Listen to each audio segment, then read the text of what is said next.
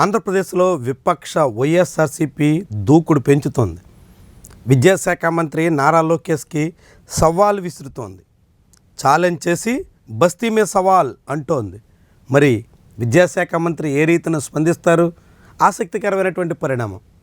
తల్లికి వందనం ఆంధ్రప్రదేశ్లో అమలు ప్రారంభమైంది. ఇప్పటికే కొంతమంది తల్లుల ఖాతాల్లో నిధులు జమయ్యాయి. ఆ సమయంలో ఒక్కొక్క లబ్ధిదారు నుంచి ప్రతి పిల్లాడికి 2,000 రూపాయల చొప్పున మినహాయిస్తున్నట్టు అధికారికంగానే వెల్లడించారు.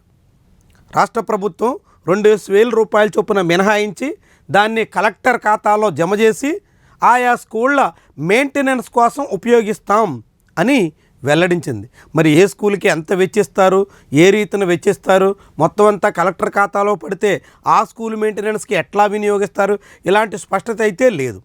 అయితే ఆ 2,000 మినహాయింపు మీద వైఎస్ఆర్సీపీ సోషల్ మీడియాలో చేసిన పోస్టుపై నారా లోకేష్ చాలా ఘాటుగా స్పందించారు. 24 గంటలు గడువిస్తున్నట్టు హెచ్చరించారు. వైఎస్ఆర్సీపీ తన పోస్టు విత్డ్రా చేసుకోవాలి, క్షమాపణ చెప్పాలి, లేదంటే చట్టపరమైన చర్యలు తప్పవు అంటూ హెచ్చరించారు.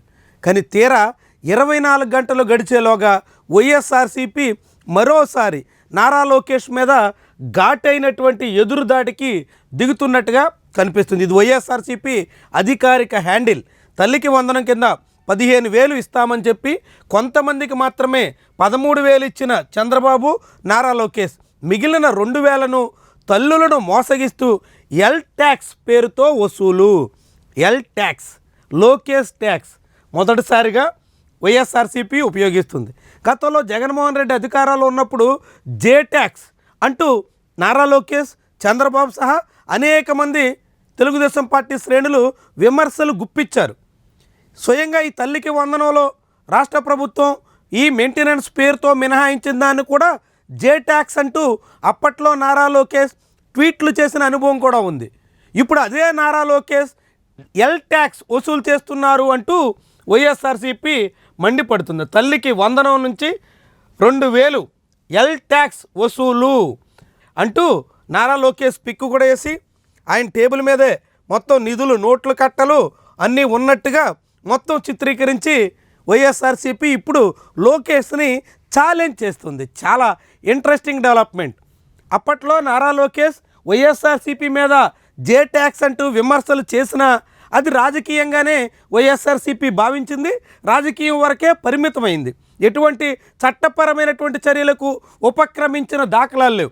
కానీ మొదటిసారిగా నారా లోకేష్ తన మీద చేసినటువంటి కామెంట్కి వైఎస్ఆర్సీపీ సమాధానం చెప్పకపోతే, క్షమాపణ చెప్పకపోతే చట్టపరమైనటువంటి ఫర్మ్గా చర్యలు ఉంటాయి అన్నట్టు హెచ్చరిక జారీ చేశారు.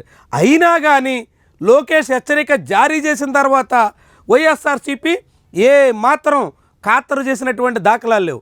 పైగా మరొకసారి పోస్ట్ పెట్టి ఈసారి ఎల్ ట్యాక్స్ అంటూ మొత్తం లోకేష్ టేబుల్ మీదకే నోట్ల కట్టలు చేరాయి అనేటువంటి రీతిలో చిత్రీకరించే ప్రయత్నం చేయడం అన్నది ఒక ఆసక్తికరమైనటువంటి పరిణామం.